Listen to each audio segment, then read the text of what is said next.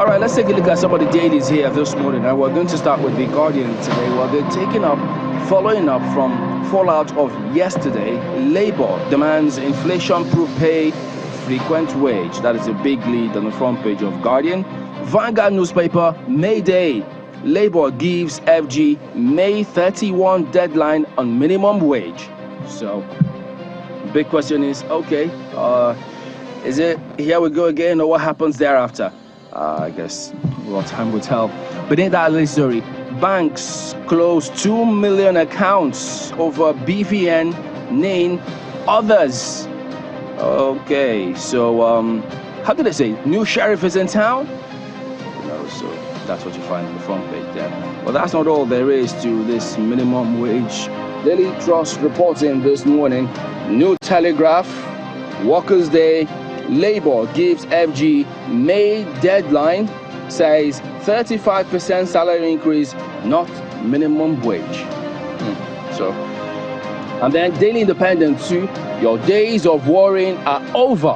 Tinubu assures workers, says he is more concerned in living wage than minimum wage.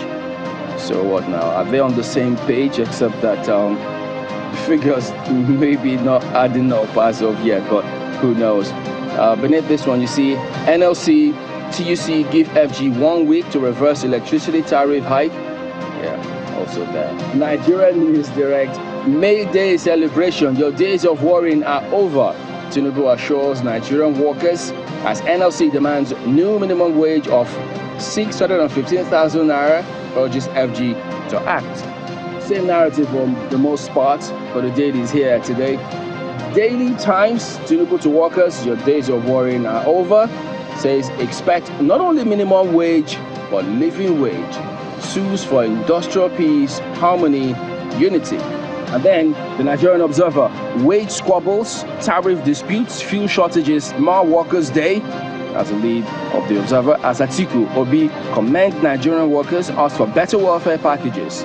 So they equally follow suit with that same narrative on the minimum wage. Well, have a look at Business Day. Pension funds bet big on equities with 550 billion naira outlay in Q1 as investment hits 2.32 trillion naira in March. So that's what you see about that. Travelers at risk as Nigeria's airport infrastructure creaks. Well, that's Business Day. And some of the papers this morning, guys.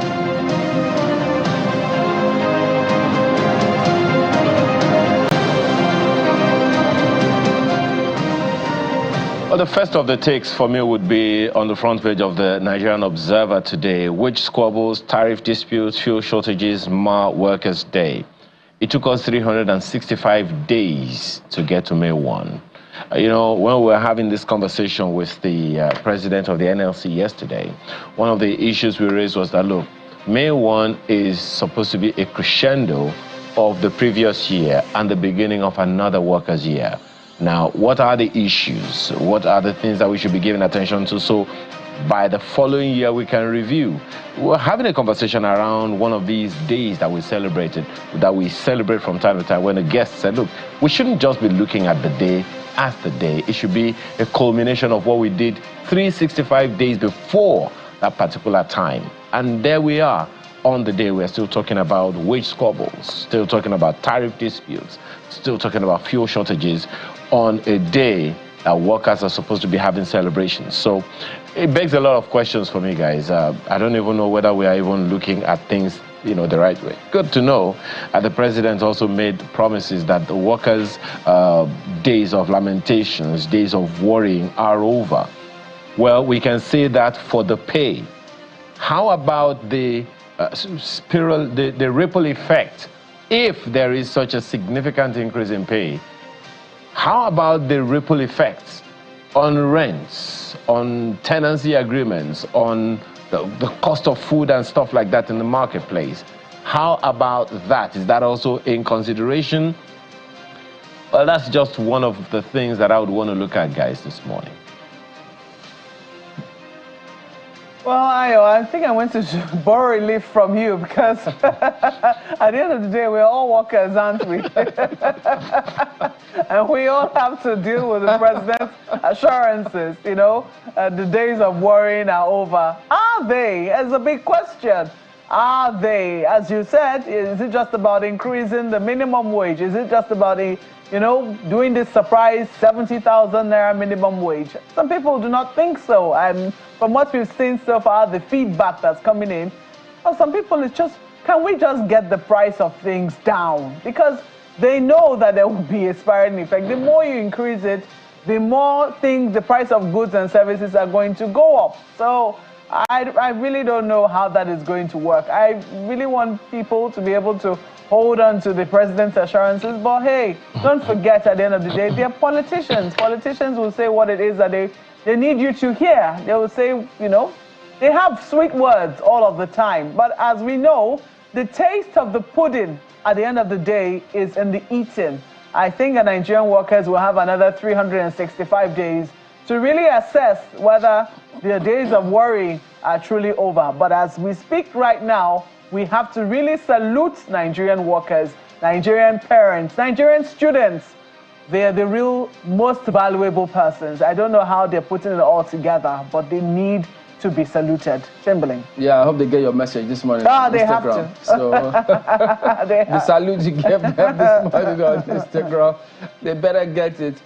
Well, I want that they need to come up with something else for those who don't even have any pudding on their plates. Because I'm beginning to think there's a budget and planning minister, isn't it? And some of these policies, both fiscal and monetary, there's just got to be a lot more connection. And if there is, people need to see it.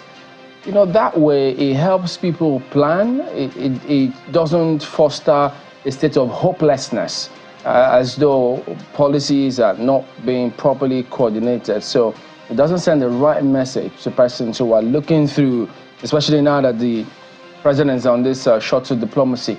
It won't send a good signal if they don't see that coordination saying, okay, look, I think this is going well, this is coming up nicely, they have this plan in the works. All of those information is very important for people to plan with, because if they don't, they just think it will be business as usual. They will think that some persons in some corners can take advantage and twist persons who want to do legit business because the criteria are not properly spelled out for everybody to see. So, there you go. All right, we'll be back in a minute and talk about some of the issues that are out there, so stay on with us.